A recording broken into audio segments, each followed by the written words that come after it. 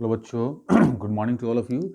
Now today we will discuss some more concept of a chapter gravitation. ठीक है, पहले भी इसको डिस्कस कर चुके हैं, आपको क्लास में भी बता चुके हैं. ठीक है, चलिए स्टार्ट करते हैं.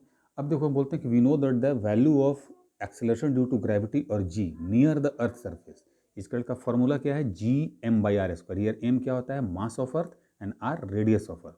ये कितना आता है बेटा? अप्रोक्सीमेटली फाइंड भी कर चुके हैं आप लोग, 9.8 मीटर पर सेकेंड स्क्वायर. डायग्राम यही था. देखो ये अर्थ है, इसका मास क्या है? Capital M. ये अर्थ का सेंटर, इसका रेडियस क्या हुआ? Capital R. और यहाँ पे देखो स्मॉल मास रखा हुआ है. मतलब जो ऑब्जेक्ट है उसको नियर द अर्थ सरफेस रखना, या तो ऑन द सरफेस या नियर द अर्थ सरफेस. तो वहाँ पे अप्रोक्सीमेट वैल्यू क्या होती है जी की? 9.8 मीटर पर सेकेंड स्क्वायर. ये सब चीज़ बता दिया जाएगा. ठीक है, ओके. अब डिस्कस करते हैं कि जो ये मेरा वैल्यू जी है वो किस किस फैक्टर पर डिपेंड करता है. यस ना? तो जी वो फैक्टर क्या है? The factors on which value of g depends. तो पहला फैक्टर क्या है बेटा? Altitude, height. B depth. C size and shape of earth. And D what? Other factors, जैसे rotation of earth, revolution of earth, ETC. बहुत सारे उसमें factor आ सकते हैं, है ना. तो ये पढ़े भी हुए बेटा हम लोग ऐसे ही जानते हैं, है ना, कि ये जब हम ये हायर जाते हैं तो जी का वैल्यू डिक्रीज करता है. जब हम अर्थ के अंदर जाते हैं तब भी जी का वैल्यू डिक्रीज करता है. क्यों? अब सिंपल बोलते हो कि बेटा माइंस में ये सब में क्या होता है? जी का वैल्यू क्या होता है? कम होता है. यस ना? जी का वैल्यू अगर डिक्रीज करेगा तो वेट भी कम होगा. यस. फिर size and shape of earth, other factor. चलिए let we will discuss one by one. ठीक है, चलिए पहला देखो ऑल्टीट्यूड, है ना. ऑल्टीट्यूड पे जी का वैल्यू कैसे वेरी करेगा? देखो, तो we all know that the formula G is equal to G M by R square. We know that so here G depends on what? Mass of earth and radius of earth. And also यहाँ पे देखो तो G क्या दिख रहा है? G is inversely proportional to 1/r square, है ना. क्योंकि जी देखो डिनोमिनेटर वो न्यूमरेटर में है और आर क्या है? डिनोमिनेटर में है. तो जी क्या है? Inversely proportional to 1/r square. तो G is inversely proportional to what? Distance. R यहाँ पे क्या था आपका? यहाँ पे आर ऊपर डायग्राम में क्या था? डिस्टेंस. तो यानी इसका मतलब क्या हुआ कि अगर जैसे जैसे इन्वर्सली का मतलब कि एक चीज़ बढ़ेगा तो सेकेंड चीज़ क्या होगा? घटेगा. इन्वर्सली मतलब क्या? अपोजिट रिलेशन होता है. ये वो राइट जाएगा तो दूसरा वाला क्या जाएगा? लेफ्ट जाएगा. इसका मतलब होता है इन्वर्सली. ठीक है, ओके. चलिए तो देखो बेटा यहाँ पे अब हम जानते हैं कि जी जो मेरा क्या है? इन्वर्सली प्रोपोर्शनल टू क्या है? 1/r square.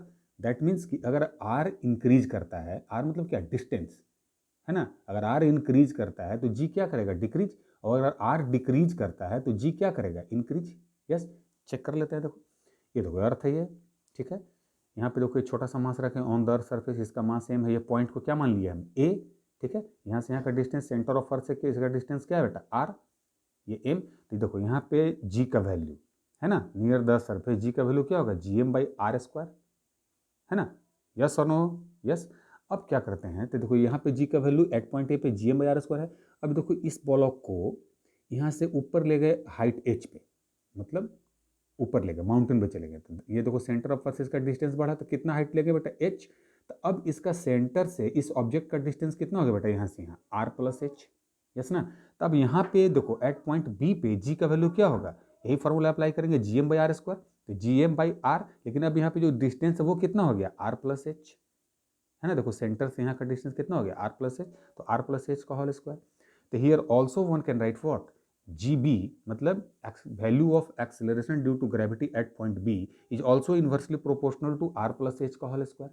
ठीक है, तो इसका मतलब कि अगर ये डिनोमिनेटर में ये डिस्टेंस को अगर हम इंक्रीज करेंगे तो जी का वैल्यू क्या करेगा? डिक्रीज करेगा. तो हम यहाँ से बोल सकते हैं यार, so we conclude here what?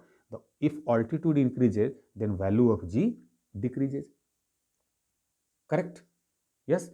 तो सेम चीज डेप्थ में भी लगाएंगे. मानो ये यहाँ ऑब्जेक्ट ये है, इसको डेप्थ पे ये अंदर लेते हैं बेटा अंदर. फिर लास्ट में कहाँ चले गए हम? सेंटर ऑफ अर्थ पे, है ना. तो सेम वे में कर सकते हैं कि if depth increases then also a value of g again decreases, है ना. अगर डेप्थ भी इंक्रीज किएगा तो value of g again decrease करेगा. ओके, चलो. चलो अब मान लो, सपोज कर लो कि जब हम ऑब्जेक्ट को कहाँ ले गए बेटा? एकदम सेंटर ऑफ द अर्थ पे, है ना, सेंटर ऑफ द अर्थ पे. तो बताओ ये तो डिस्टेंस तो बेटा इसमें क्या हो गया? जीरो. यानी वहाँ पे जी का वैल्यू क्या होना चाहिए? जीरो. बिल्कुल करेक्ट है कि एक ही जगह बेटा जी का वैल्यू जीरो होता है. कहाँ पे? सेंटर ऑफ द अर्थ पे. अगर जी का वैल्यू वहाँ पे जीरो हो गया दैट मीन्स वहाँ पे जो also weight, weight is to क्या होता है? एम जी, है ना. तो अगर जी जीरो है तो वेट भी क्या हो गया? जीरो. यानी वेट का वैल्यू भी at the centre of the earth क्या होता है बेटा? जीरो. मतलब वहाँ कोई फोर्स नहीं है ना। वेट क्या होता है, the force by which and any object attracts towards the centre of the earth. तो वहाँ पे तो बेटा जी वैल्यू जी ही जीरो है सेंटर ऑफ द अर्थ पे, तो वेट क्या होगा, जीरो, है ना, सेंटर ऑफ द अर्थ पे। ओके, तो ये याद रखिएगा बेटा एक ये चीज़, ठीक है। अब आओ शेप ऑफ अर्थ, हो ना, हम लोग सब जानते हैं बेटा कि शेप ऑफ अर्थ क्या होता है, यूवर्ड होता है, उसको मैथमेटिकल लैंग्वेज में क्या बोलते हैं, एलिप्टिकल, है ना। तो देखो ऐसा शेप होता है, ये लाइन कौन सा हुआ, इक्वेटोरियल लाइन, और ये वाला क्या होता है बेटा, पोलर लाइन। देखो यहाँ इक्वेटर पे है, कोई एक बंदा इक्वेटर पे पहले है यहाँ पे, ठीक, फिर वो बंदा कहाँ चला गया, पोल पे चला गया, ठीक है। तब सेंटर से इसका डिस्टेंस क्या है जब बंदा इक्वेटर पे है, तो मान लो RE फॉर इक्वेटर, ये डिस्टेंस क्या हुआ RE, और जब ये पोल पे चला गया तो सेंटर से इसका डिस्टेंस क्या हुआ RP, है ना। अब हम दोनों जगहों पे हम जी का वैल्यू देखेंगे, है ना। देखो डायग्राम से तो बेटा ये शेप से देखने से तो लग रहा है कि बेटा जो ये डिस्टेंस है RE ये ज़्यादा है RP से। देखो ये इतना है, ये इतना छोटा सा है ना, due to what, shape of earth, है ना। तो ये तो पहला कन्फर्म है कि जो RE है ना, RE क्या है, distance of a point from centre of the earth on equator. तो जो RE है ये ग्रेटर देन क्या है, RP है कन्फर्म है ये तो, ठीक। नाउ अब फाइंड करो वैल्यू का, value of g at equator, जब बंदा यहाँ पे है ना, तो फॉर्मूला तो वही लगेगा, जी इजकल टू वॉट, GM/R²। तो बस यहाँ पे लिख दो value of g at equator, g at equator, E for equator equal to GM/RE²। तो ये डिस्टेंस क्या है, RE², ये हो गया। तो सो हियर अगेन देखो बेटा GE क्या है, इन्वर्सली प्रोपोर्शनल टू RE² है, पहले बता रहे हैं, ठीक। चलिए अब सिमिलरली अब जी का वैल्यू पोल पे फाइंड करो, तो GP, P for polar, P for pole, GP equal to क्या होगा, GM/RP², है ना। Again so here again GP भी जो है बेटा इन्वर्सली प्रोपोर्शनल टू क्या है, 1/RP² है, ठीक है, ठीक। नाउ अब देखो ये तो कन्फर्म है कि ये डिस्टेंस बड़ा है, RE ग्रेटर देन RP, तो आप रैंडमली कोई वैल्यू लो, है ना। हम सपोज करते हैं RE क्या लेते हैं बेटा, 100 ले लिए, तो RP को कितना लेंगे, 80 लेते हैं, क्योंकि RE ग्रेटर है तो हम छोटा ही लेंगे।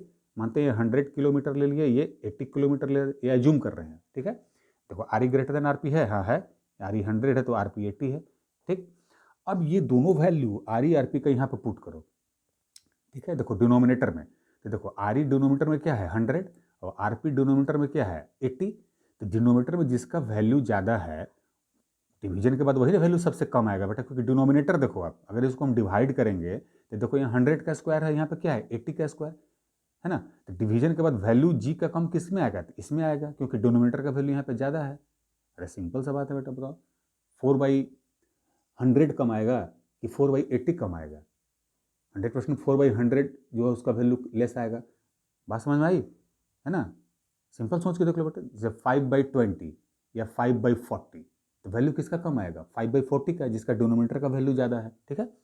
ओके, तो अब देखो अकॉर्डिंग टू यहाँ से ये एग्जाम्पल अगर यहाँ पुट करते हो तो यहाँ देखने से क्या होगा कि वैल्यू ऑफ जो जी का इक्वेटर पे है वो क्या होगा, लेस होगा वैल्यू ऑफ जी एट पोल, क्योंकि देखो इसका वैल्यू तो लेस नहीं है बेटा डिनोमिनेटर में, है ना। तो इसका जीपी का वैल्यू ज़्यादा आएगा, यहाँ पे डिनोमिनेटर में RE का वैल्यू ज़्यादा है तो यहाँ जी का वैल्यू कम आएगा, ठीक है। इसलिए जी लेस देन जीपी, यानी कि पोल पे एक्सेलरेशन ड्यू टू ग्रेविटी का वैल्यू क्या होगा, जी का वैल्यू ज़्यादा होगा पोल पे। ऐसा क्यों हुआ, due to shape of earth and और जो भी बेटा जी का वैल्यू है वो किस फॉर्मूला से निकालेंगे, जी इजकल टू GM/R²।